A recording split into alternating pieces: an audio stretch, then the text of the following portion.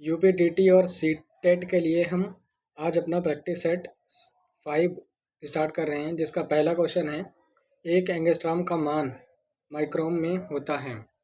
एक एंगस्ट्रॉम बराबर होता है 10⁻⁻10 माइक्रोन के। अगला क्वेश्चन देखते हैं।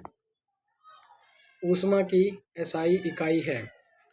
ऊष्मा की एसआई इकाई होती है जूल। अगला क्वेश्चन, विद्युत विभव अंतर की एसआई इकाई क्या है। बेसिकली ये पूछ रहा है विद्युत विभवांतर की एसआई इकाई क्या है। तो विभवांतर होता है पोटेंशियल डिफरेंस यानी वोल्ट। तो जो विद्युत विभवांतर की एसआई इकाई हो जाएगी वो वोल्ट हो जाएगी। नेक्स्ट क्वेश्चन है, एक परिवार ने एक महीने में 320 इकाई ऊर्जा का उपभोग किया। यह ऊर्जा जूल में कितनी है। तो जूल में हमें ऊर्जा बतानी है। 320 इकाई ऊर्जा का उपभोग किया, इसको मल्टीप्लाई करते हैं किलोवाट आवर, किलोवाट घंटा के साथ। तो 3.6 इंटू 10⁻6 जूल से हम इसको मल्टीप्लाई कर देंगे। तो ये हमारा आ जाएगा 30। अगर यहाँ से एक पॉइंट हटाया तो नीचे आ जाएगा 10। 36 और 32 का मल्टीप्लाई कराएंगे और यहाँ से ये 10 से 0 कैंसिल, तो 10⁻6 और 6 2 जो 12। तो यूनिट डिजिट 2 और 10⁻6। ये आंसर हो जाएगा हमारा दूसरा। नेक्स्ट क्वेश्चन है, त्वरण की एसआई इकाई है। अब त्वरण एक्सेलरेशन की एसआई इकाई बतानी है। एक्सेलरेशन क्या होता है हमारा, वेग में परिवर्तन की दर। वेग की इकाई क्या होती है, मीटर पर सेकेंड। और वेग में परिवर्तन की दर यानी सेकेंड के साथ मल्टीप्लाई करना है, सेकेंड इंटू सेकेंड। तो ये हो जाएगा मीटर पर second square. Fourth option correct हो जाएगा हमारा।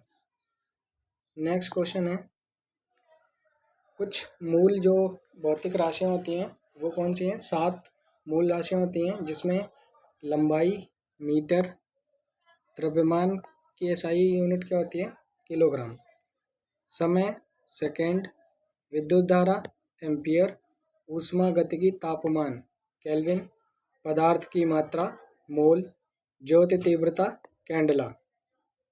इन्हीं 7 मूल राशियों से बाकी सारी राशियां व्युत्पन्न की जाती हैं, जिनको हम व्युत्पन्न राशियां कहते हैं।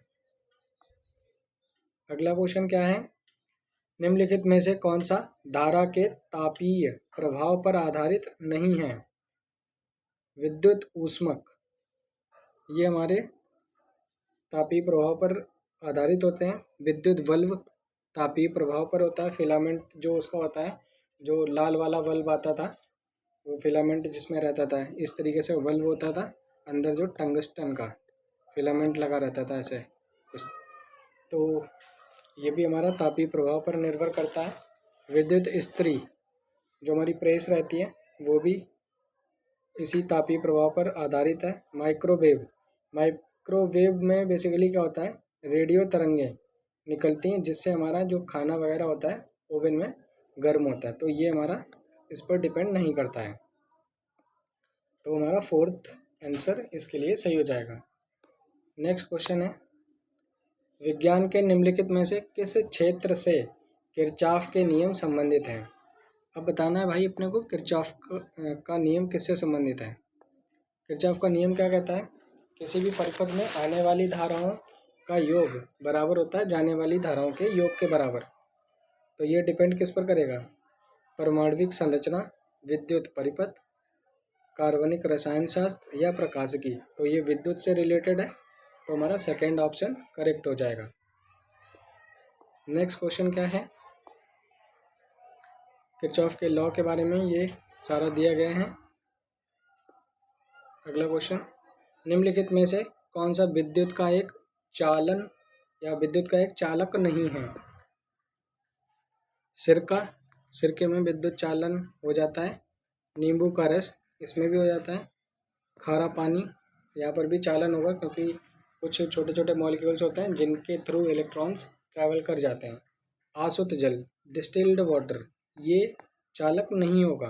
तो यही हमारा राइट आंसर हो जाएगा यहाँ पे। नींबू का रस, इसमें नींबू में जानते हैं आप सिट्रिक एसिड पाया जाता है, जो मसूड़ों वगैरह में जो खून आने लगता है तो इसका यूज़ करते हैं, खट्टे फलों का। अगला है AC को DC में परिवर्तित करने के लिए निम्नलिखित में से किस उपकरण का उपयोग करते हैं। AC को हम DC में कन्वर्ट करेंगे तो हम रेक्टिफायर्स का यूज़ करेंगे। रेक्टिफायर्स बोले तो दिष्टकारी का यूज़ करते हैं हम। नेक्स्ट क्वेश्चन क्या है, यहाँ पर कुछ की पॉइंट है। ट्रांसफार्मर किसको कन्वर्ट करता है। ट्रांसफार्मर एक उपकरण है जो एक प्रत्यावर्ती धारा के वोल्टेज को बदल सकता है। अब प्रत्यावर्ती धारा कौन सी, जो AC करंट आ रही है हमारे यहाँ जो आती है, उसको वोल्टेज को ये क्या करता है, कन्वर्ट करता है, वोल्टेज में बदलता है, AC को वोल्टेज में। प्रेरण कुंडली उच्च वोल्टेज के अंतरायिक स्रोत के उत्पादन के लिए एक उपकरण है। डायनेमो क्या करता है, एक यांत्रिक ऊर्जा को विद्युत ऊर्जा में बदलता है। तो ये याद रखना है, डायनेमो क्या करता है, यांत्रिक ऊर्जा को विद्युत ऊर्जा में बदलने का काम करता है। नेक्स्ट क्वेश्चन क्या है, नेक्स्ट क्वेश्चन है अपने पास, घरेलू विद्युत परिपथ में उदासीन तार का कौन सा रंग होता है। अब भाई बताना, उदासीन तार होगा तो उसका कलर कौन सा होता है। लाल, लाइव वायर होता है उसका कलर लाल होता है जहाँ धारा बह रही होती है। हरा कलर, हरा कलर होता है उदासीन के लिए। और सॉरी, वो हरा कलर होता है जहाँ पर हम जो अर्थ वगैरह अर्थिंग करते हैं वहाँ पर हरा कलर होता है। यहाँ पर उदासीन पूछा गया है तो उदासीन हो जाएगा काला।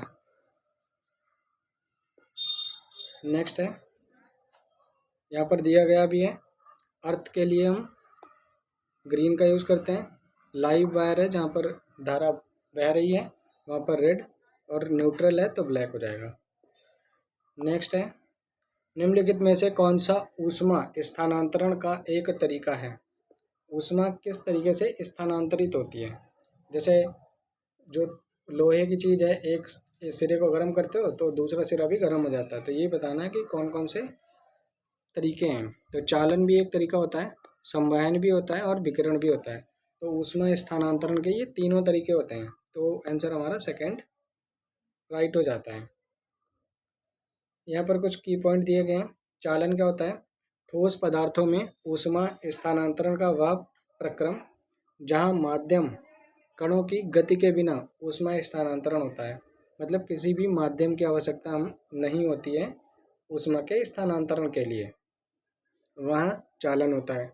उदाहरण के लिए, एक धातु की छड़ के एक छोर को गर्म करके दूसरे छोर पर गर्माहट महसूस कर सकते हैं। संवहन क्या होता है, तरल पदार्थों में ऊष्मा स्थानांतरण का वह तरीका जहाँ माध्यम के कणों की गति के कारण ऊष्मा का स्थानांतरण होता है। यहाँ पर किसी न किसी माध्यम की आवश्यकता होगी हमको। उदाहरण के लिए, एक बर्तन में पानी गर्म करना, तो ये बेसिकली चालन होता है ठोसों में। और द्रव और गैसों में किसका यूज होता है, द्रव और जो गैस हैं वहाँ पर संवहन का यूज होता है।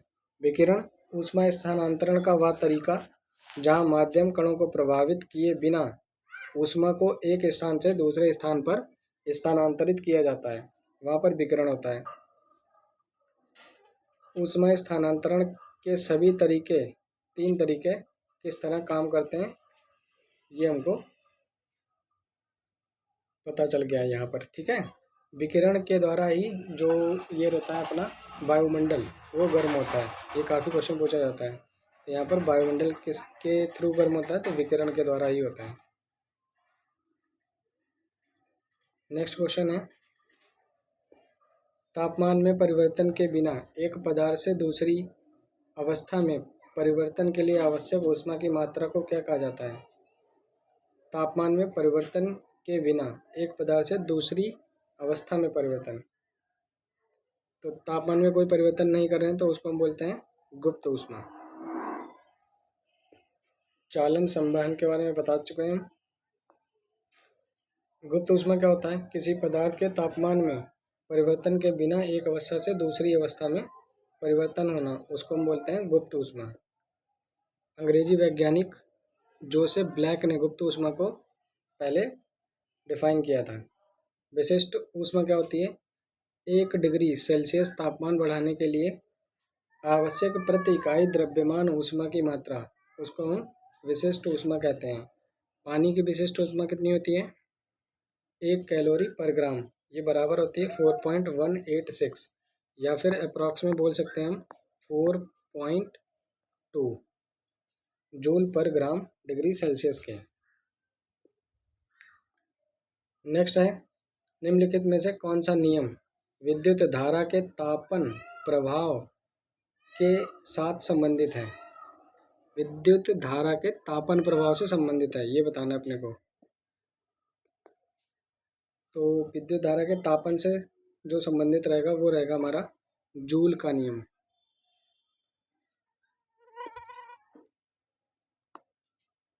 यहाँ पर दिया गया है जूल का नियम विद्युत धारा के तापमान से संबंधित होता है। ऊष्मा H बराबर होती है हीट, H बराबर I²RT। ओम का नियम क्या कहता है? दो बिंदुओं के बीच संभावित अंतर या वोल्टेज प्रतिरोध के माध्यम से गुजरने वाली बिजली या धारा के सीधे अनुपात होता है। तो V बराबर IR होता है। ये हमारा है ओम का नियम।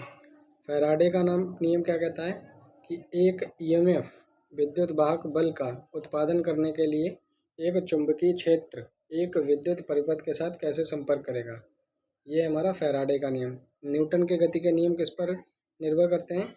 वस्तु और उस पर कार्य करने वाले बलों के बीच संबंध को दर्शाते हैं ये न्यूटन के गति के नियम। गति के कितने नियम हैं न्यूटन के? 3 नियम हैं। नेक्स्ट है, एक बर्फ के टुकड़े को धातु की तस्तरी पर पिघलने के लिए छोड़ दिया जाता है। जब बर्फ का टुकड़ा पिघल जाता है तो वस्तु की तस्तरी का तापमान घट जाता है। बात सही है, तापमान घट जाएगा क्योंकि वो तापमान है अपने आसपास।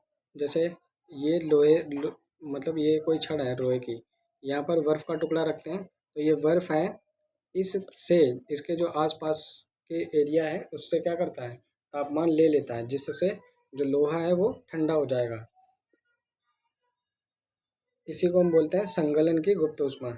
जैसे एक ठोस पदार्थ से पदार्थ की एक इकाई मात्रा को तरल अवस्था में परिवर्तित करने के लिए आवश्यक ऊष्मा की मात्रा निकाय के तापमान को अविकल्पित छोड़कर संगलन की गुप्त ऊष्मा के रूप में जानी जाती है। आसपास से अवशोषित ऊष्मा का उपयोग केवल अवस्था को बदलने के लिए किया जाता है, इसलिए तापमान में वृद्धि नहीं होती। ये थे हमारे आज के क्वेश्चन। आई होप आपको समझ आए होंगे।